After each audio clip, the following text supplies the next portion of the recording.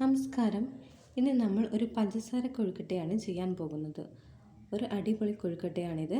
എല്ലാവരും കൊഴുക്കട്ട ശർക്കര കൊണ്ടാണ് ചെയ്യുന്നത്.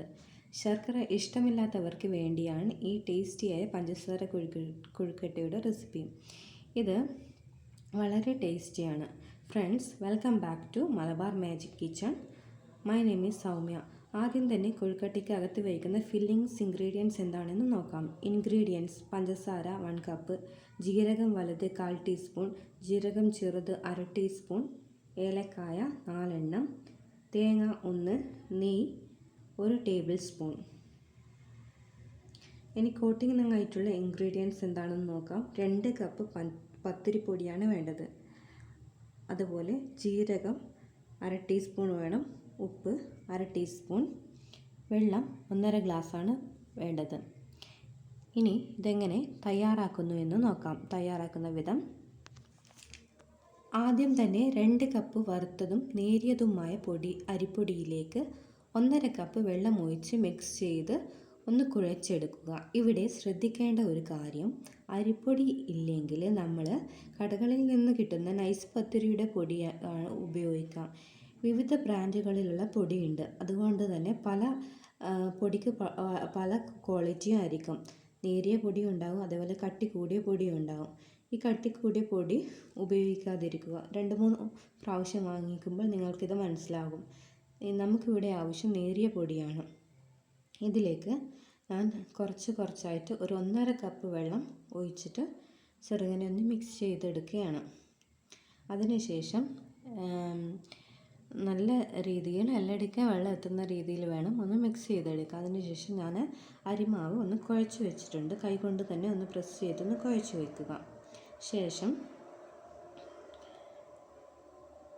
അതിൻ്റെ മുകളിൽ എന്ത് ചെയ്യുക, ഇത്തിരി നെയ്യ് ഒഴിക്കുക. നെയ്യ് എന്ന് പറഞ്ഞാൽ 1 ടേബിൾ സ്പൂൺ നെയ്യ് ഒഴിക്കുക. അതിനുശേഷം ഒന്നും കൂടി അത് മിക്സ് ചെയ്തിട്ട് ഒന്ന് കുഴച്ച് വെക്കുക. ശേഷം എന്ത് ചെയ്യുക, ഒരു പ്ലേറ്റ് വെച്ചിട്ട് ഒന്ന് കവർ ചെയ്തിട്ട് അടച്ച് വെക്കുക. അത് മാവ് കൂടുതൽ ഡ്രൈ ആയി പോകുന്നത് തടയും. ഇനി ഫില്ലിങ്ങിനായിട്ടുള്ള ഇൻഗ്രീഡിയൻസ് എന്തൊക്കെയാണെന്ന് നോക്കാം. എങ്ങനെ ഫില്ലിങ് ചെയ്യുന്നുവെന്ന് നോക്കാം. അതിനായിട്ട് ഞാനിവിടെ ഗ്യാസ് സ്റ്റൗവിൽ ഒരു പാൻ വച്ചതിന് ശേഷം 1/2 ഗ്ലാസ് വെള്ളം ഒഴിക്കുക. പഞ്ചസാര ഇതിലേക്ക് ആഡ് ചെയ്യുക. പഞ്ചസാര മെൽട്ടാക്കാനാണ് വേണ്ടിയിട്ടാണ് ഇതിനകത്തേക്ക് 1/2 ഗ്ലാസ് വെള്ളം ഒഴിക്കുന്നത്.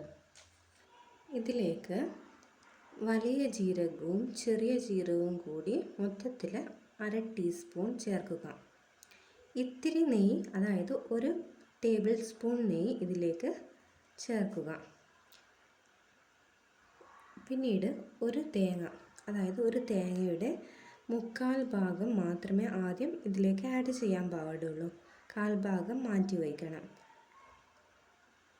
തുടർന്ന് നന്നായിട്ട് ഒന്ന് തേങ്ങ, അതായത് ആ പഞ്ചസാരയുടെ വെള്ളം മാറുന്നത് വരെ ഒന്ന് തേങ്ങ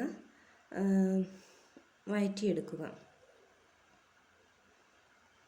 വെള്ളം നന്നായിട്ട് വറ്റിയതിന് ശേഷം എന്ത് ചെയ്യുക, 2 ടേബിൾ സ്പൂൺ, അതായത് 1/4 കപ്പ് തേങ്ങ മാറ്റി വെച്ചിട്ടുണ്ടല്ലോ, ആ 1/4 കപ്പ് തേങ്ങയും കൂടി ഇതിനകത്തേക്ക് ആഡ് ചെയ്യുക.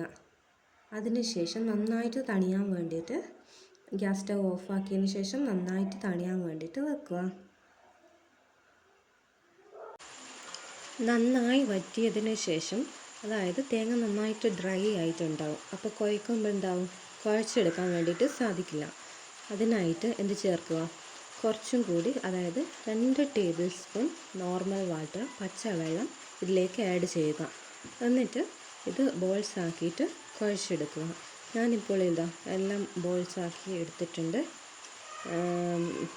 അതായത് ഈ 2 ടേബിൾ സ്പൂൺ നോർമൽ വാട്ടർ ചേർക്കാണ്ട് ഇത് കുഴഞ്ഞ് കിട്ടത്തില്ല. അത് സ്കിപ്പ് ചെയ്യാണ്ട് അത് കുഴച്ചെടുക്കണം വാട്ടർ ഉപയോഗിച്ചിട്ട്.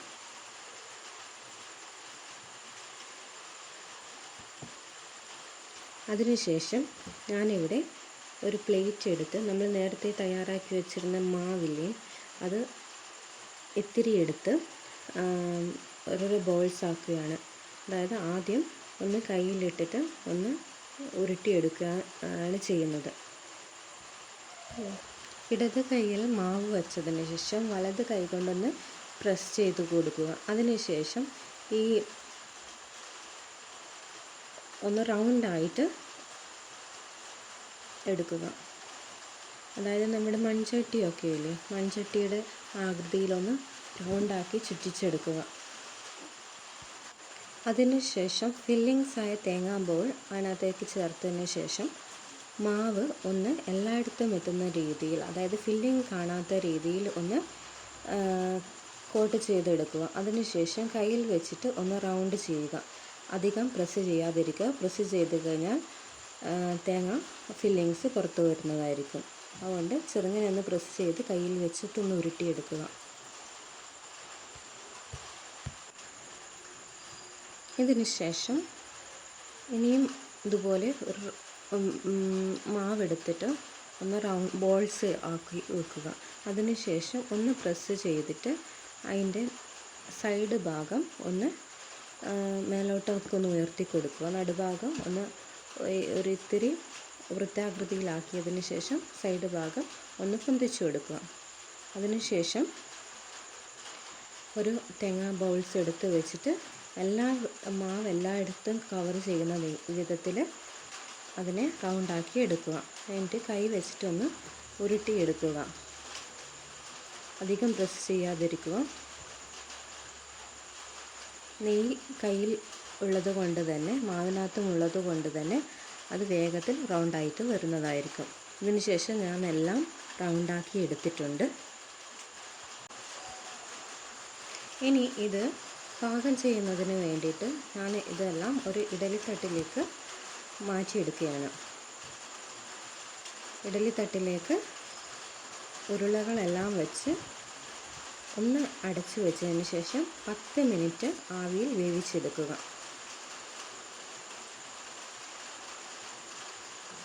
അതിനുശേഷം ഈ 10 മിനിറ്റിന് ശേഷം നമുക്കൊന്ന് തുറന്ന് നോക്കാം. ഇതാ നല്ല സ്വീറ്റിയായ തേങ്ങ പഞ്ചസാര കൊഴക്കട്ട റെഡി ആയിട്ടുണ്ട്. നോക്കൂ എത്ര ടേസ്റ്റിയാണെന്ന്. അതേപോലെ ടേസ്റ്റിയുമാണ് സ്വീറ്റിയുമായ പഞ്ചസാര കൊഴക്കട്ട റെഡി ആയിട്ടുണ്ട്. ഈ റെസിപ്പി നിങ്ങൾക്ക് ഇഷ്ടമായെന്ന് വിചാരിക്കുന്നു. നാളെ പുതിയൊരു വീഡിയോവുമായിട്ട് വരാം. ഈ റെസിപ്പി നിങ്ങൾക്ക് ഇഷ്ടമായാൽ ലൈക്കും സബ്സ്ക്രൈബും ചെയ്യുക. നാളെ ഒരു പുതിയ വീഡിയോയുമായിട്ട് വരാം. Bye guys.